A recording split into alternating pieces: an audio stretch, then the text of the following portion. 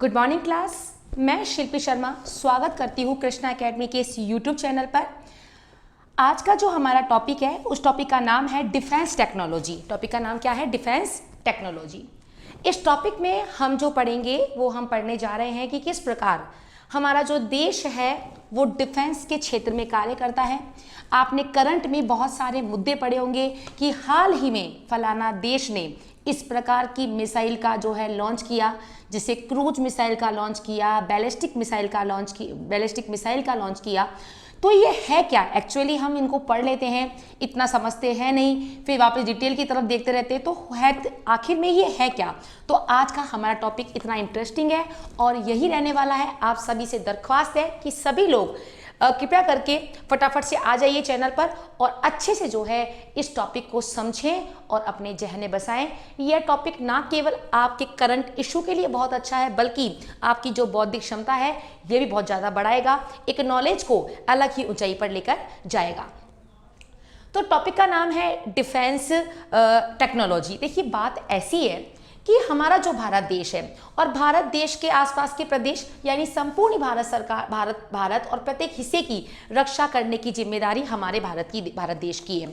और बिल्कुल सही बात है, हमारे देश में अगर हमारा डिफेंस सिस्टम बहुत अच्छा होगा तो ही क्या होगा, तो ही हमारा देश ग्रो कर पाएगा। आप खुद सोचिए, अगर हम डिफेंस को अच्छे से नहीं कर पाएंगे या हमारे देश में डिफेंस की जो पावर है वो वीक रह जाएगी, तो बाहरी लोग तो तैयार ही बैठे कि कब इनका डिफेंस सिस्टम कमजोर हो हमसे और कब हम आक्रमण कर दें।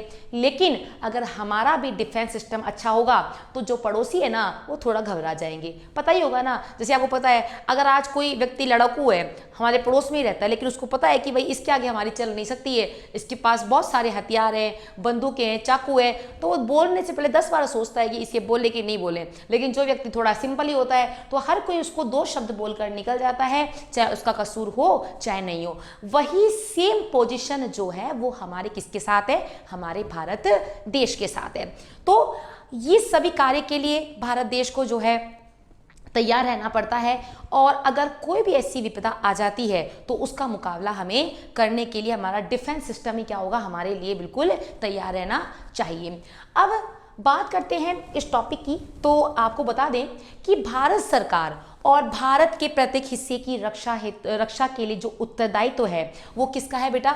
वो है जिम्मेदारी जो है रक्षा मंत्रालय जो है हमारे भारत सरकार की है, और इस जिम्मेदारी को रक्षा मंत्रालय जो है विभिन्न माध्यमों से बखूबी निभाता है। रक्षा मंत्रालय के अंतर्गत जो हमारा रक्षा मंत्रालय है, डिफेंस मंत्रालय है, उस मंत्रालय के अंतर्गत विभिन्न सारे विभाग आते हैं और वो अलग अलग विभाग अलग अलग सेक्टर में कार्य करते हैं और हमारे डिफेंस सिस्टम को मजबूत करते हैं। जैसे हम बात कर लेते हैं, सबसे पहले जो हमारा टॉपिक है या जो हमारा पॉइंट है वो है रक्षा विभाग, डिपार्टमेंट ऑफ डिफेंस, जो कि एक मुख्य तौर पर एक हेड है और पूरे की पूरे जो रक्षा की यूनिट है उन सबका जो है प्रोमो करता है, उससे प्रमोट करता है, उनका जो है हेड मास्टर है। नंबर 2 जो है वो है रक्षा उत्पादन विभाग, यानी डिपार्टमेंटल ऑफ डिफेंस जो है प्रोडक्शन। यानी इसमें क्या होता है, रक्षा से संबंधित जैसे टेक्नोलॉजी जो है उससे संबंधित विभिन्न उत्पाद होते हैं, विभिन्न मिसाइलों को लॉन्च किया जाता है। जैसे आप DRDO ले लीजिए। अब DRDO क्या करती है? इस प्रकार के उत्पाद को प्रोत्साहन करती है। समझ में आपको आया?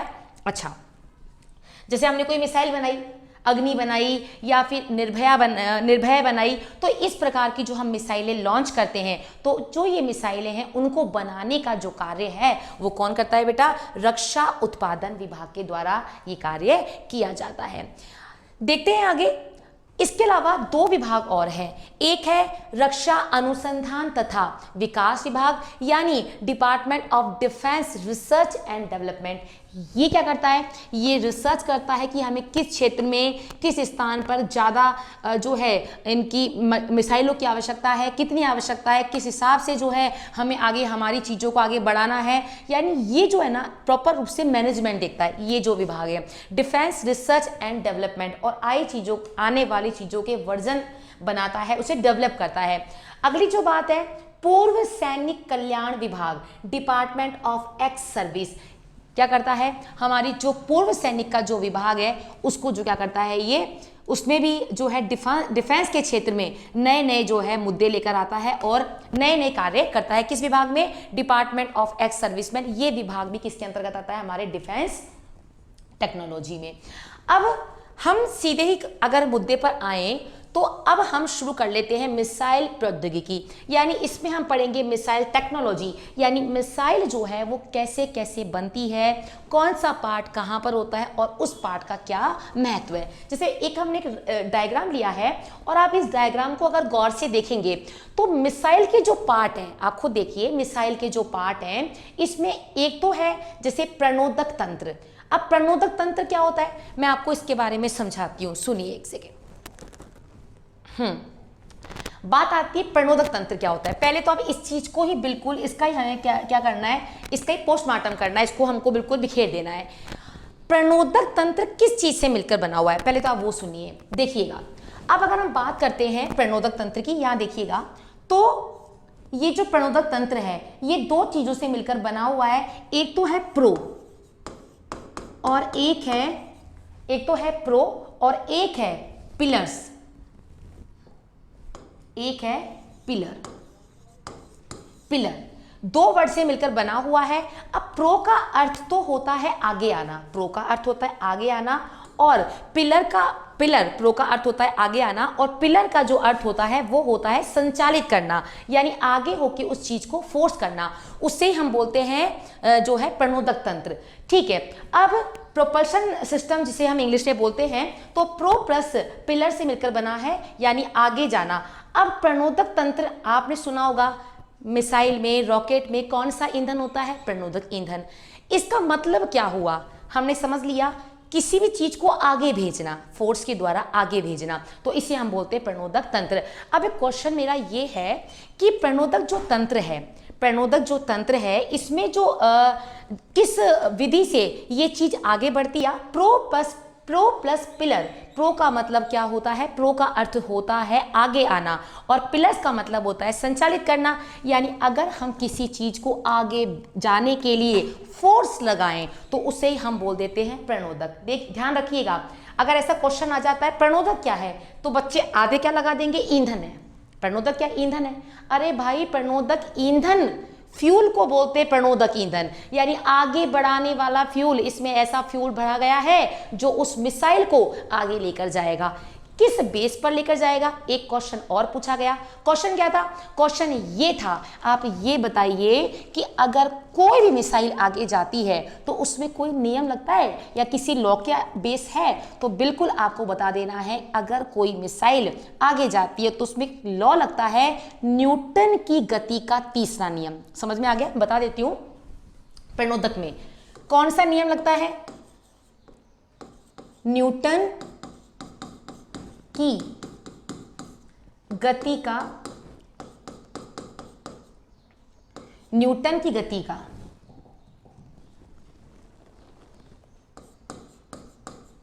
तीसरा नियम। तो इसमें जो नियम लगता है वो लगता है न्यूटन की गति का तीसरा नियम, थर्ड लॉ। क्या कहता है, बहुत ही सिंपल है, बहुत बार आपने पढ़ा होगा, क्रिया के प्रति प्रतिक्रिया। अब कैसे हो रही है आप ये भी सोचिए, पहले तो आप समझें क्रिया के प्रति प्रतिक्रिया क्या होती है। आप सोचें, अगर आप किसी को बुरा भला कहेंगे तो क्या वो सुन लेगा, क्या वो भी आपको अगेंस्ट में 4 गालियां और बोल देगा। तो क्या हुआ, आपने करी क्रिया, उसके विपरीत आपको भी क्या मिल गई, प्रतिक्रिया। समझ में आया, ये तो हुई देशी बात। अब इसमें ये नियम कैसे कार्य करता है, ध्यान रखिए। जब भी कोई रॉकेट लॉन्च होता है, फॉर एग्जांपल ये मेरे हाथ में एक पेन है, आप इसको देखिएगा। अब जैसे फॉर एग्जांपल ये रॉकेट है, अब जैसे अगर हमें इसको लॉन्च करना है तो इसमें कौन सा नियम लग रहा है, इसमें नियम लग रहा है क्रिया के प्रति प्रतिक्रिया, यानी इसमें एक फ्यूल का जनरेट होगा, वो फ्यूल पीछे की तरफ आएगा और वो फ्यूल जो है वो इसको आगे की तरफ फोर्स करने के लिए प्रेरित करेगा। तो फ्यूल क्या कर रहा है, जो ईंधन है वो क्यों बन रहा है, ताकि जो हमारा मिसाइल है या रॉकेट है, जो भी चीज है वो क्या हो, वो आगे की तरफ चली जाए। तो वही क्या हुआ, क्रिया क्रिया क्या हुई, पहले फ्यूल का जो है निर्माण हुआ, जो है बहुत सारी भाप निकली, बहुत सारी गैसेस निकली, और उसके बाद में उस ईंधन के फोर्स के द्वारा ही वो मिसाइल जो है आगे जाती है। तो इसे ही हम बोल देते हैं न्यूटन की गति का तीसरा नियम। इसको समझ लेना, यानी क्वेश्चन बहुत सिंपल है, आपसे पूछ सकता है पहला क्वेश्चन ये कि मिसाइलों में, रॉकेटों में किस प्रकार के ईंधन का प्रयोग होता है। तो हमने क्या बता देना है, हमने बताना है कि इसमें जो जिस प्रकार के ईंधन का प्रयोग होता है वो है प्रणोदक ईंधन। अगर एग्जाम में क्वेश्चन आ जाए कि आप पहले ये बताएं प्रणोदक का मतलब क्या होता है, तो प्रणोदक का मतलब ईंधन नहीं है, प्रणोदक का मतलब होता है आगे की ओर संचालित होना, आगे की ओर संचालित होना, वो क्या होता है बेटा, प्रणोदक। और ईंधन अगर इसके साथ जुड़ता है तो वो फ्यूल हो जाएगा। ठीक है, और क्या बात आती है, ये तो हो गया इसका जो है प्रणोदक तंत्र, ये वाला जो चीज है ये इसका क्या है, फ्यूल प्रणोदक तंत्र है, जिसमें फ्यूल वगैरह फ्यूल है और बहुत सारी टेक्नोलॉजी है उससे संबंधित, तो इसको हम ओवरऑल क्या बोल सकते हैं, प्रणोदक तंत्र। इसके बाद में बात चलती है आगे चल के, तो ये ईंधन है, प्रणोदक तंत्र यहाँ पर है जिससे वो जनरेट हो रहा है, जिससे धुआं जनरेट हो रहा है, लेकिन उसका जो इंजन है ना, वो थोड़ा जो ईंधन है वो यहाँ पर रहता है, ये ईंधन है, ये विंग्स है जो इसको आगे जो है प्रमोट करते हैं, और एक ये है control and guidance, control and guidance system, जो भी आपके इसी पार्ट में जो है इनबिल्ड रहता है, ये है वॉर हेड। अब देखिए वॉर हेड क्या है, आगे वाला पोर्शन जिससे हम वॉर करते, आज हम युद्ध करते तो जो है आगे जो वाला पोर्शन है उससे युद्ध करेंगे, तो आगे वाला पोर्शन इस मिसाइल का ये रहा, तो ये क्या हो जाएगा, ये हो जाएगा वॉर हेड। तो ये तो एक नॉर्मल सी इसकी क्या हो गई बेटा, इसका एक फंक्शन हो गया। अच्छा एक बात और ध्यान रखना, अगर कोई आपसे क्वेश्चन ये पूछे कि जो मिसाइल है, बहुत ही सिंपल क्वेश्चन है, हो सकता है आपको ये बहुत ही इजी लगे, लेकिन फिर भी जिनको नहीं पता उनको पता भी पड़ जाएगा कि क्वेश्चन बहुत ही अच्छा है। मिसाइल जो है वो क्या है, यानी मिसाइल में क्या व्यक्ति होते हैं या मिसाइल मानव रहित होती है, तो आप ये क्वेश्चन का जवाब मुझे कमेंट बॉक्स में लिख के दीजिएगा। बहुत सारे स्टूडेंट हैं जिन्होंने मुझसे ऑफलाइन भी इस प्रकार के चैप्टर को पूरा पढ़ा हुआ है, तो उनको तो बिल्कुल अच्छे से इसकी एक लाइन पता है, उनको जिसको पता है ठीक है, जिसको नहीं पता वो भी प्लीज़ अपना अनुमान लगा के कमेंट बॉक्स में आंसर दीजिएगा, और फिर मैं आपको कमेंट बॉक्स के माध्यम से ये बता दूंगी कि इसका आंसर क्या है। तो क्वेश्चन दोबारा सुन लीजिएगा, जो मिसाइल है वो कैसा है, मानव रहित है या मानव सहित है, तो ये आपको बताना है। तो ये तो बात हुई एक सिंपल से सिस्टम की कि इसका फ्यूल होता है, प्रणोदक का मतलब क्या होता है, विंग्स है, और नियंत्रण एंड गाइडेंस सिस्टम है, तो ये सब चीजें जो है इसमें इनबिल्ड होती, किसमें, मिसाइल में। अब जो है आगे की अगर हम बात करते हैं, और एक बात और ध्यान रखिएगा, मैंने बताया है इसमें न्यूटन की गति का तीसरे लॉ के द्वारा ही जो है कोई भी मिसाइल जो है आगे गति करती है या आगे अपनी स्पीड पकड़ती है, तो इसमें आपको इस बात को भी ध्यान रखना है। फटाफट से आप इसका स्क्रीनशॉट ले लीजिएगा। और कुछ बच्चे कमेंट कर रहे हैं कि मैम प्लीज़ ईवीएस की क्लास भी लगाएं, बहुत जल्दी ही हम ईवीएस की क्लास लगाएंगे, आप टेंशन ना लें। और आपकी शिकायत थी मैम आप टाइम नहीं देते हैं जो है इसका स्क्रीनशॉट लेने का, तो एक्चुअली वो इतना ध्यान रहता नहीं है, पढ़ाने में इतना ज़्यादा बिजी हो जाती हूँ मैं कि मुझे ध्यान नहीं रहता है, तो सॉरी उसके लिए। और अब मुझे इस बात का बिल्कुल पता पड़ गया है, और आप प्लीज़ इसका फटाफट से स्क्रीनशॉट लीजिए, फिर हम इसके बारे में आगे और जानते हैं।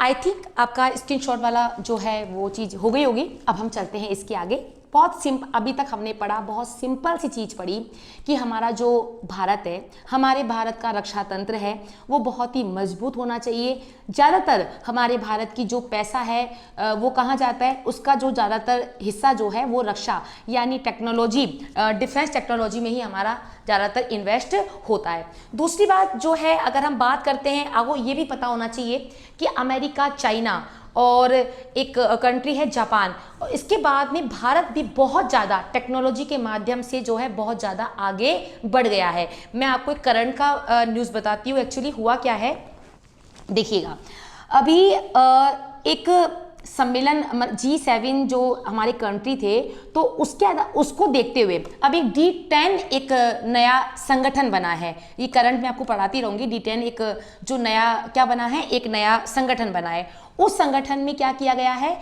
कि हमारे भारत में भी जैसे अभी अपना जो नेटवर्क है, इंटरनेट की जो स्पीड है वो 5G हो जाए, तो उसके लिए 3 कंट्री को जो है शामिल कर लिया गया है। जो है उसमें से हमारे 3 कंट्री में एक कंट्री भारत भी है। पहले 7 थी और अब कितनी हो गई है, अब हो गई है 10, तो उसमें एक भारत भी है। तो आप खुद देखिए कि भारत को क्यों शामिल किया हुआ है, कि भारत को कहा है कि टेक्नोलॉजी में इतना ज़्यादा आगे, अगर हम 5G जब भी नेटवर्क हमारा 2023 की बात कही है कि 2023 तक जो है 5G नेटवर्क हमारे भारत में बिल्कुल आ जाना चाहिए अच्छे तरीके से, तो उसमें भारत की टेक्नोलॉजी यानी भारत के ऐसे ऐसे बंदे हैं जो इस क्षेत्र में बहुत ज़्यादा कार्य करते हैं, तो उनके बारे में भी इनबिल्ट किया गया है। तो आप सोच लीजिए कि भारत जो है बहुत ज़्यादा इस टेक्नोलॉजी डिपार्टमेंट में बहुत ज़्यादा आगे है, इस डिफेंस टेक्नोलॉजी में बहुत ज़्यादा आगे है। तो चलिए अब हम चलते हैं इसके आगे। अब जो बात है अब है अब कुछ क्वेश्चन जैसे अपना हम शुरू कर ही रहे हैं, अब इस क्वेश्चन में हमारा धीरे धीरे हम बढ़ेंगे आगे। पहले आप इसको समझिए, अभी हम अग्नि वगैरह मिसाइल जो भी है सब पढ़ेंगे, स्टेप बाय स्टेप लीजिए। देखिए अब बात आती है आधुनिक मिसाइल प्रौद्योगिकी का प्रणेता कौन है। आपको पता है आज वर्तमान में बहुत सारे देश मिसाइलों को बनाते हैं, लॉन्च करते हैं, परीक्षण करते हैं, लेकिन अगर ये क्वेश्चन आ जाता है कि वर्तमान में आधुनिक मिसाइलों का प्रणेता कौन है, तो अगर ऑप्शन मैं दूं आपको तो आप देखिएगा ऑप्शन आया चाइना, चीन,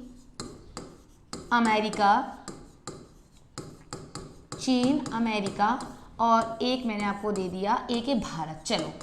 चलिए ये 3 ही ऑप्शन है और एक 4th तो ले लीजिए, चलो नन ऑफ दिस, ठीक है।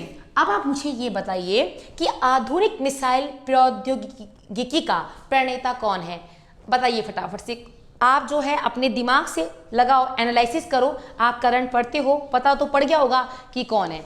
अधिकतर बच्चे इसका आंसर देंगे चाइना, कुछ लोग ज़्यादा ही पढ़ लेते हैं तो वो अमेरिका ही बोल सकते हैं, और जिनको बहुत ही ज़्यादा ज्ञान है वो भारत भी बोल देंगे, नो डाउट। लेकिन आप सोच लीजिएगा, ना चाइना है, ना अमेरिका है और ना ही भारत है। वर्तमान में जो आप ये टेक्नोलॉजी जो मिसाइलों की बातें करते हैं, इन सब का आधुनिक प्रणेता ना इनमें से कोई नहीं है। इसका आंसर नन ऑफ दीस है। तो है कौन, तो बेटा है जर्मनी।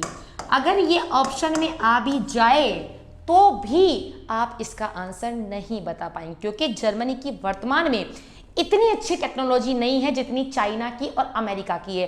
तो हमको क्या लगता है कि चाइना और अमेरिका में से ही होगा, लेकिन ये बिल्कुल गलत है। इसकी प्रणेता यानी स्टार्टिंग तो कर दी थी बेटा किसने, जर्मनी ने। अच्छा एक क्वेश्चन ये भी पूछ सकता है, इसका आंसर आपको मिल गया ऑप्शन में अगर आता है, बिल्कुल अलग सा ही क्वेश्चन है कि आधुनिक मिसाइल टेक्नोलॉजी का प्रणेता कौन है, तो आपको बता देना है जर्मनी। अब अगर एक क्वेश्चन आए कि आप ये बताएं कि जो है सबसे पहले जो मिसाइल बनी, कोई प्रॉपर उसका नाम तो नहीं था, तो वो मिसाइल किसके समय बननी शुरू हुई, क्या उसकी रेंज थी, रेंज समझ गए ना, हर एक मिसाइल की रेंज होती है, उसकी मारक क्षमता होती है, उसकी दूरी होती है। तो अगर बात करते हैं आधुनिक मिसाइल में, तो जो स्टार्टिंग जब हुआ था मिसाइल बनने का, तो सबसे पहले ध्यान रखना टीपू सुल्तान, आपने नाम तो सुना होगा, मैसूर संधि हुई थी ना, मैसूर वाली, तो एक व्यक्ति थे जिनका नाम है टीपू सुल्तान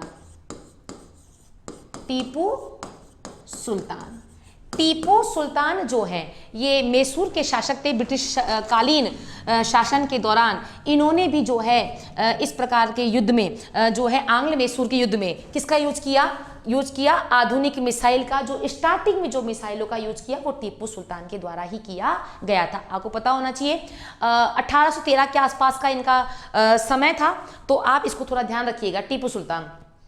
अच्छा, अब इन्होंने जब यूज किया तो आपको यही पता होना चाहिए, जो भी इन्होंने छोटी मोटी मिसाइल ली, ऐसा कोई उसका नाम नहीं रखा था, जो मिसाइलें थी तो उन मिसाइलों की मारक क्षमता कितनी थी, तो आप सोच लीजिए मात्र, ज़्यादा नहीं थी, मात्र 1 किलोमीटर। टीपू सुल्तान के द्वारा मात्र 1 किलोमीटर तक की दूरी की मारक क्षमता वाली मिसाइलों का यूज किया गया। किसके द्वारा? टीपू सुल्तान के द्वारा।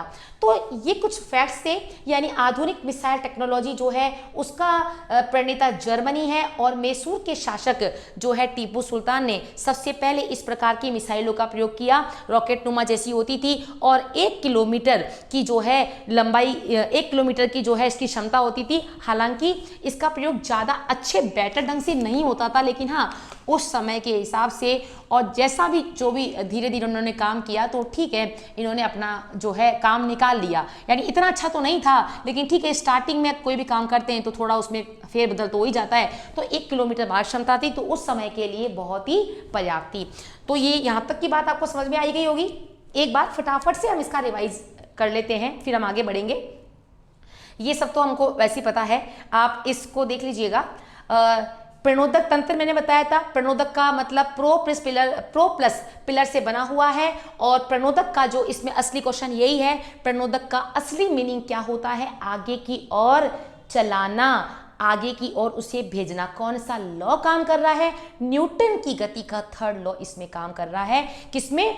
किसी भी मिसाइल टेक्नोलॉजी में उसको आगे बढ़ाने के लिए न्यूटन का थर्ड लॉ कार्य करता है। और आधुनिक मिसाइल जो टेक्नोलॉजी है इसके जो प्रणेता हैं वो कौन है? वो जर्मनी है। और मैसूर के टीपू सुल्तान ने 1 किलोमीटर की दूरी वाली ही जो है मिसाइल का प्रयोग किया। और उसके बाद में आज चलते चलते बहुत सारी मिसाइलें बन गई है, जिनका अध्ययन अभी हम आगे पढ़ने वाले हैं। अब जो बात आती है, अब हम शुरू करते हैं असली बात, जो देशी घी जिसे हम बोल सकते हैं। भाई स्टार्टिंग तो हमें ऐसे ही करनी पड़ती है, लेकिन जैसे जैसे अगर आप वीडियो में बने रहेंगे तो आपको कुछ ना कुछ नया चीज़ मिलेगा। तो देखिए, अब एक टर्म आया IGMDP। ऐसे क्वेश्चन आते हैं, ये क्या है? या हाल ही में आपने अखबारों में सुना होगा IGMDP के द्वारा ये कार्य हुआ, फलाना कार्य हुआ, ये क्या है? ये बताइए, ध्यान रखिएगा। पहले इसका फुल फॉर्म सुन लीजिएगा, integrated guidance missile development program. ये इसका फुल फॉर्म है। इसका जो हिंदी का जो नाम है वो कुछ इतना अच्छा नहीं है, कुछ अजीब सा नाम है, समन्वित निर्देशित प्रक्षेपास्त्र विकास कार्यक्रम। तो ये कोई इतना अच्छा आपके लिए नहीं है। अच्छा, अब अगर आपसे पूछे कि भाई ये काम क्या करता है, पहले इसका काम सुन लेते हैं। चलो, इसकी स्थापना तो हुई थी 1983 में। इसे क्यों बनाया गया, ये क्या चीज है? तो आज हम जो भी रक्षा तंत्र में, डिफेंस सेक्टर में जो विभिन्न मिसाइलें देखते हैं, उन सभी का पिताजी यही है। पिताजी मतलब उन सभी का इस्टेब्लिशमेंट करने वाला, उन सभी को प्रॉपर रूप से जो है बनाने वाला एक संस्था के रूप में एक हेड है। वो क्या है बेटा? वो है IGMDP, integrated guidance missile development program. दिख ही रहा होगा, गाइडेंस मिसाइल, सभी मिसाइलों गाइडेंस करने के लिए भाई आपको ये मिसाइल लॉन्च करनी है, इसमें ये टेक्नोलॉजी होनी चाहिए। तो ये हेड है। फिर अपने बच्चों के माध्यम से, जैसे DRDO हो गया, उनके माध्यम से ये अपने अंदर की जो बातें हैं, जो ये सोचता है, उस सभी बातों को जो है ये अपने बच्चों के माध्यम से आगे लागू करवा देता है। ठीक है साहब। तो अब देखो, एग्जाम में मैंने क्वेश्चन क्या बताया, एग्जाम में क्वेश्चन कैसे आया? हाल ही में हमने समाचारों में पढ़ा है IGMDP है, किससे संबंधित है? कृषि से, रक्षा तंत्र से, सिंचाई से, पशुपालन से। अब आप सोच लीजिए, हम इसको देखते पहचान ही नहीं पाते, तो इसको हमें ट्रिक से कैसे याद करना है, इसकी ट्रिक भी सुन लीजिएगा। IGMDP में IG वर्ड आ रहा है, तो हमने IG से कहा, IG से कहा, क्या कहा भाई? IG साहब फटाफट से मिसाइलों को लॉन्च कर दो। अब तो हमारे देश में जो है खतरा बना हुआ है, फटाफट मिसाइलें निकालो और जो है उनको लॉन्च कर दो। तो IG साहब से हमने मिसाइलों की बात की, तो आपको इतना दिमाग में तो आ जाएगा कि IG जो साहब हैं वो क्या करेंगे, जैसे DIG साहब होते हैं ना, ऐसे हमको IG याद करना है। तो ये व्यक्ति जो है क्या करेंगे, मिसाइलों को लॉन्च करेंगे, मिसाइलों के बारे में बताएंगे, जो भी है। तो इस ट्रिक से आपको पता पड़ जाएगा इसका संबंध टेक्नोलॉजी से है, मिसाइलों से है। अब इस संस्था को लेकर APJ अब्दुल कलाम साहब,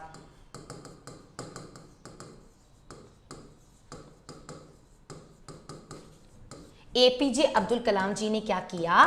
उन्होंने DRDO की स्थापना की और उसके माध्यम से जो है APJ अब्दुल कलाम साहब ने इस संस्था की DRDO सॉरी इस संस्था की IGMDP की स्थापना की और इस संस्था के माध्यम से जो अपने सपने हैं उनको पूरा किया या हमारे देश को तरक्की पर पहुंचाया। तो ये बात आ गई क्यों स्थापना हुई थी, सन क्या था 1983, यानी कह देना ये जितनी भी मिसाइलें हैं इन सभी का पिताजी कौन है, तो पिताजी IGMDP है। यही जो है विभिन्न विभिन्न माध्यमों से चीजों को जो है या मिसाइलों को लॉन्च करवाता है, उनसे संबंधित बातें हमें बताता है। अब बात आती है कि ये जो आपका है IGMDP, इसके अंतर्गत जो है इसके अंतर्गत विभिन्न प्रकार की मिसाइल प्रणाली है और उन मिसाइल प्रणाली में कौन कौन सी प्रणाली आती है, तो एक बार आप जरा गौर से सुनिएगा। मैं यहाँ पर लिख देती हूँ, फिर मैं आपको इसका स्क्रीनशॉट का टाइम दे दूंगी, देखिएगा। अब इसके अंतर्गत कौन कौन सी मिसाइलों के पार्ट आते हैं, तो गौर से देखिएगा। इसके अंतर्गत लगभग 5, 3, 4 और 5 प्रकार की जो है मिसाइलों के बारे में IGMDP इसका प्रतिनिधित्व करती है। IGMDP 5 प्रकार की मिसाइलों को बताती है कि भाई मेरे अंतर्गत मैं इन प्रकार की मिसाइलों का प्रतिनिधित्व करता हूं। कौन कौन सी मिसाइलें, तो पहले हम उसको ट्रिक पढ़ लेते हैं। उन मिसाइलों का नाम है पटना। मिसाइलों का नाम क्या है, पटना। अब पटना की स्पेलिंग क्या है, PATNA। देखिएगा, मैं जरा कलर चेंज कर देती हूं ताकि आपको अच्छा लगेगा। देखिए अब जो है उनका नाम क्या है, पटना, PATNA। भाई ये जो आपका है संस्था IGMDP, इसके अंतर्गत पटना नाम से मिसाइलों का जो वर्गीकरण किया गया है या इसके अंतर्गत इन सभी मिसाइलों के बारे में बताया गया है। इन्होंने ये सब मिसाइलों को ठेका कह सकते हैं इन्होंने ले रखा है। P का मतलब क्या हो जाएगा, देखिए बेटा, P का मतलब हो जाएगा पृथ्वी। मिसाइल का नाम सुना होगा। A का मतलब क्या हो जाएगा बेटा, A का मतलब हो जाएगा आकाश। P का मतलब पृथ्वी, A का मतलब आकाश। T का मतलब हो जाएगा, मैं इधर कर देती हूँ, चलो इस पे नाम नंबर 1, नंबर 2, एक सेकेंड में थोड़ा इसको अच्छे से, हाँ जी साहब। तो P का मतलब क्या हो जाएगा, P का मतलब तो हो जाएगा पृथ्वी। A का मतलब हो जाएगा आकाश। T का मतलब क्या हो जाएगा, T का मतलब हो जाएगा त्रिशूल। N का मतलब क्या हो जाएगा, अगेन जो N है इसका मतलब हो जाएगा नाग। और फिर जो A आया तो आकाश तो हमारा हो गया, एक हमारा क्या बच जाएगा, अग्नि, लो साहब। ये सभी मिसाइलों का जो ठेका ले रखा है ना, वो ले रखा है IGMDP। इसके तंत्र में ये सभी मिसाइलें आती हैं। अब हम इन सभी मिसाइलों का अध्ययन करेंगे, किसकी रेंज कितनी है, क्या है, बहुत ही इजी तरीके से। लेकिन उससे पहले हल्का हल्का इनके बारे में जान लीजिएगा। देखो क्वेश्चन आता है, आपने सुना होगा सतह से हवा पर मार करने वाली मिसाइल, सतह से सतह पर मार करने वाली मिसाइल, भाई ये आपने सुना होगा। कौन सी है, ट्रिक के थ्रू सुनो, बहुत ही इजी है याद करना। सबसे पहले क्या है, पृथ्वी। देखिए आज हम खड़े कहाँ हैं, पृथ्वी पर खड़े हैं। तो पृथ्वी क्या है, सतह है ना। आज हम ऐसे बोलते भी तो हैं, भाई जमीन पर टिक कर आकर हवा में उड़ने की आवश्यकता नहीं है तेरे को, भाई जमीन पर आकर, पृथ्वी पर आकर क्या रहता है आजकल, तो पृथ्वी पर टिक के रहा कर, यानी जमीन पर रहा कर। तो जमीन से जमीन को, जमीन से जमीन पर मार करने वाली मिसाइल का नाम क्या हो जाएगा, पृथ्वी। बात आती है आकाश, इसके नाम में आकाश आ रहा है, भाई हवा में है ना, तो सतह से यानी सतह से हवा में मार करने वाली मिसाइल क्या हो जाएगी, वो हो जाएगी आकाश। सतह से हवा में मार करने वाली मिसाइल। त्रिशूल क्या है, आपने देखा होगा, माता रानी का त्रिशूल होता है, बहुत सारे भगवान का त्रिशूल होता है, तो हवा में तो फेंकते हैं, ये ले दुश्मनों का नाश हुआ।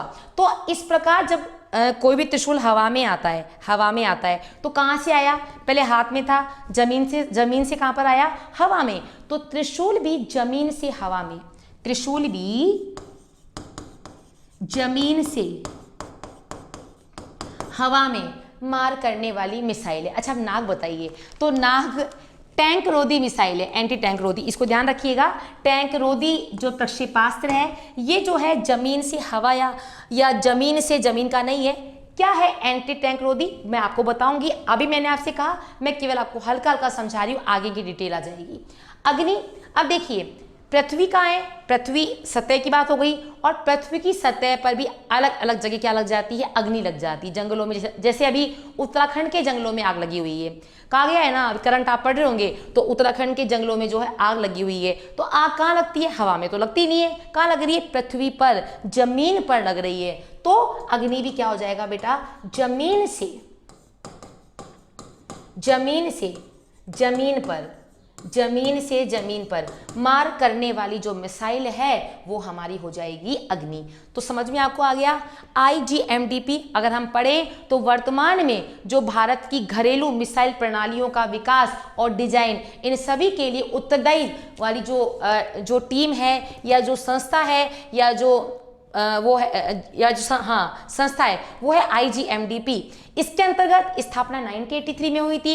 APJ अब्दुल कलाम का बहुत ज़्यादा सहयोग था, और इसके अंतर्गत जो मिसाइलों को शामिल किया गया है वो है पटना, P से पृथ्वी, A से आकाश, T से त्रिशूल, N से नाग और A से अग्नि। तो ये हमारी बात हुई किसके अंतर्गत, ये बात हुई हमारी वर्तमान स्थिति कि वर्तमान में जो भी हमारी घरेलू मिसाइलें हैं उन सभी का जो है कार्य ये संस्थान जो है ये करती है।